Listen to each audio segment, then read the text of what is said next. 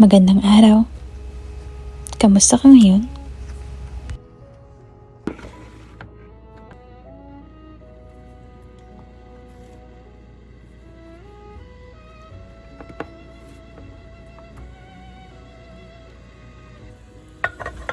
Alam mo, habang nagpe-prepare ako ng dinner, naisip ko kung gaano kasaya ang puso ko at ka-grateful na binigyan kami ng Lord ng pagkakataon para mabuhay ng simple. Kasi dati, panay lang ako trabaho. Naiisip ko, sayang naman yung opportunity kung hindi ko tatanggapin. Paano na lang kung dumating yung araw na wala nang mag-offer sa akin ng trabaho? So, hanggat meron, tsinatsaga ko kahit nakakapagod. Pero alam mo, naisip ko, kahit pala kumikita ka ng malaki, nabibili mo yung mga gusto mo, or napupuntahan mo yung mga lugar na gusto mong puntahan, hindi pala yun nakakapagbigay ng kapayapaan sa'yo.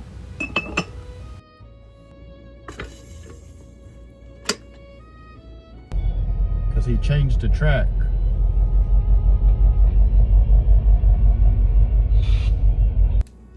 In my case, naiisip ko, paano kung mawalan ako ng trabaho?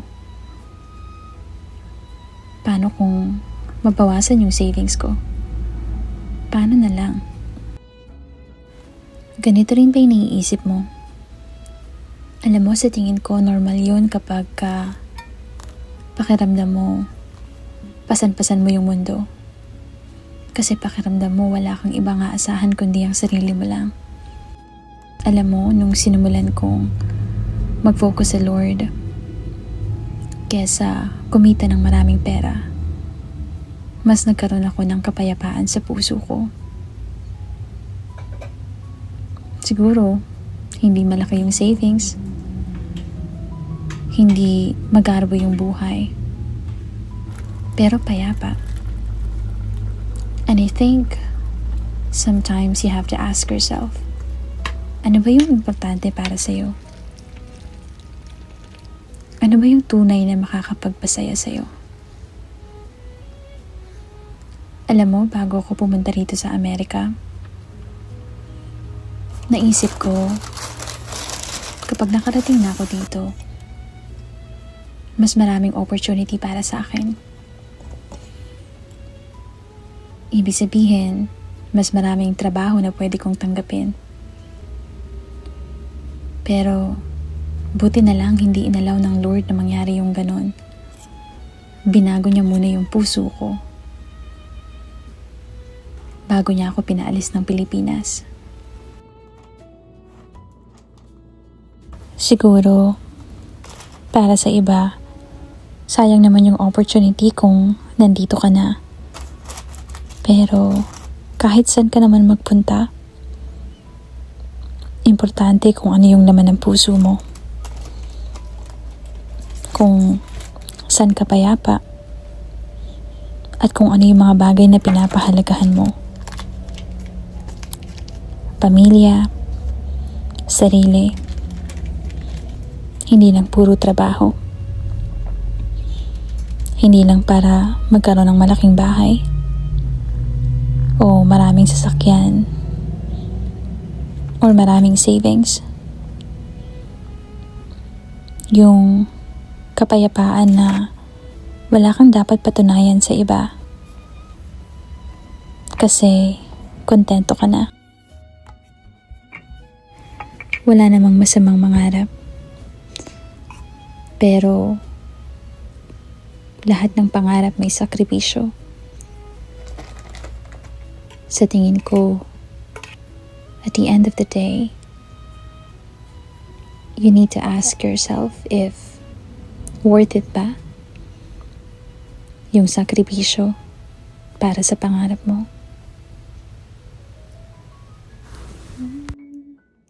Kasi baka hindi natin namamalayan, kahahabol natin sa ating mga pangarap,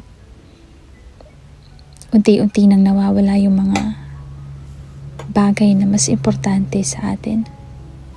Gaya ng pamilya, asawa, anak, kaibigan.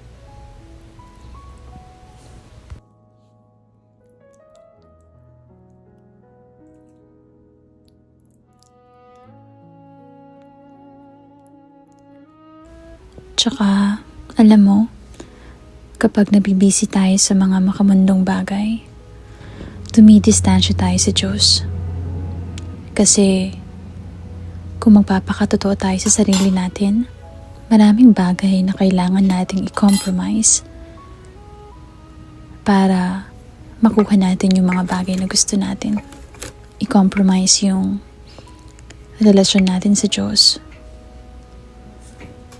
Kahit na minsan, alam natin na nawawalan tayo ng oras para sa Kanya, mas pinipili natin yung trabaho.